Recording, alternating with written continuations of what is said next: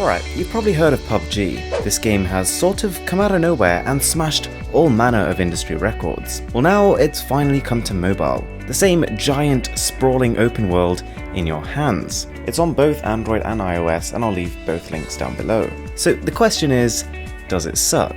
For those of you who are unfamiliar with the game, PUBG, or PlayerUnknown's Battlegrounds, places you and 99 others in a plane that is flying above an island. You then choose when to jump out and try to parachute to cover, where you'll gather resources, pick up weapons, and then try to become the last man standing. There's also an arcade mode coming soon, which has only 28 players and creates a spin on the original game, like only sniper rifles or melee only. And as a premise, this is all pretty exciting. But it also brings up some obvious doubts. Can your smartphone actually run something like this properly? That sounds complicated as hell.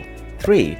Oh dear, a fully fledged shooter on a phone, what are the controls like? And number 4, it's a free game and it has in-app purchases. Does this become a problem?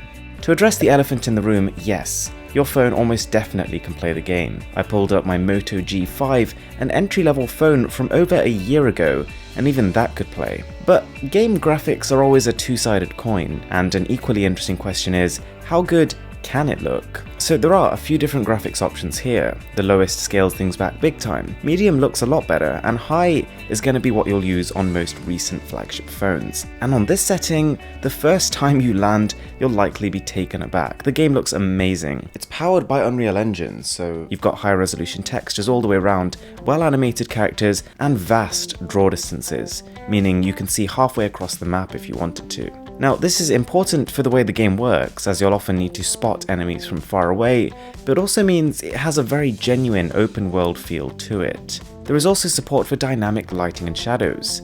Just take a look at how the reflections and the shadows are changing, even just as you look around. And PUBG is also a game that supports 18:9 aspect ratios by default. Curiously, there's even an Ultra HD version coming soon. Very mysterious. Okay, so in terms of compatibility and in terms of graphics, the company has knocked it out the park. But the game has a lot of different mechanics. Does this make it too complicated? Are the other people you find on the game already pros, to the point where you'll get pasted the second you touch down? Thankfully, the answer to both of these questions is a definite no. I gotta say, I like the approach to tutorials here. I was a little concerned that because of the relatively complex nature of the game, I'd be in training exercises for the first hour. The tutorials are there, but it explains everything in a pretty digestible way and can be completely skipped if you know what you're doing. It also helps you out in-game. It'll give you warnings that tell you should be making a run for it, and preventing you picking up pieces of equipment that are outright worse than ones you've already got. These are smart and subtle decisions. And as you might have guessed, this is not cross-play with the PC version, which means the skill level you'll find on average is significantly lower, which on balance is a good thing. There's a decent mix of people who are playing for the first time and people who are clearly more experienced, which means that no matter your skill level, you will be among people who are on a similar level.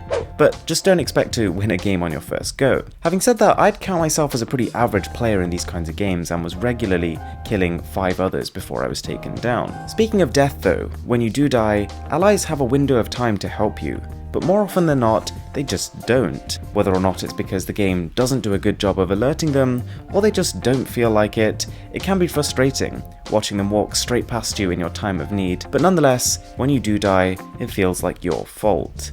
There aren't many cheap deaths here, which is a good thing. As PUBG is derived from a PC title, the pace of the game is slower than what you're probably used to. Most mobile games are catering for a casual 10 minutes on the way to work. This is much more of a sit down with a cup of tea kind of game. Having said that, it's far from boring.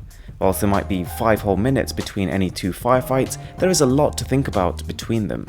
You'll need to constantly upgrade your weapons and equipment. You'll be avoiding the red zones where bombs are going to be dropped, communicating with your team members via voice chat, whilst all the time moving towards the center of the map as the battleground becomes more restricted. And because you are making so many decisions all the time, every kill feels like a product of your labor and skill. There's few thrills quite like it on a mobile phone. Controls, they aren't perfect, but they do feel about as good as they could. I have on occasion found myself accidentally firing instead of jumping, or covering the ambient light sensor on my phone when trying to sprint, which has made the display brightness drop all the way down. But these mishaps are few and far between, and I would say the controls are good enough for you to get lost in the gameplay.